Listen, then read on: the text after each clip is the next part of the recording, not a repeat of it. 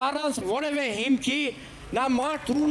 ձերբակալում է զուտիվ քաղաքական հայացքների համար, իր դիրքորոշման համար,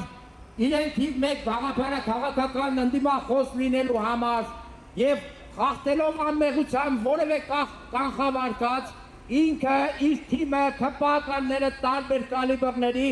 հրապարակային զրպարտանք եւ մեղադրանք են ներկայացնում Անահիտ Թևանյանին շինչ ու քրեական գործով։ Այդ գործում ներգրաված յուրաքանչյուր ոք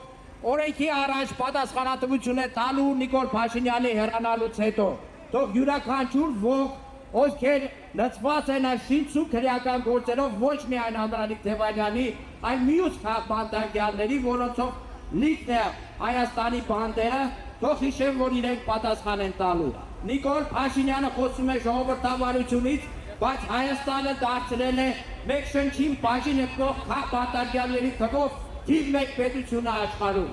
Այստեղ ոչ ժողովրդավարություն կա, ոչ մարդու իրավունք կա, ոչ խոսքի ազատություն կա։ Նիկոլ Փաշինյանը հանուն իշխանության իր ոտքերը սրբում է օրենքի օրինականության սահմանադրության վրա։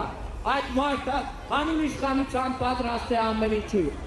Եվ մենք կարող ենք այդ իրավիճակը փոխել հունիսի 7-ին ընտրությունների գնալով։ Հունիսի 7-ին, համար 7-ին, հունիսի 7-ին։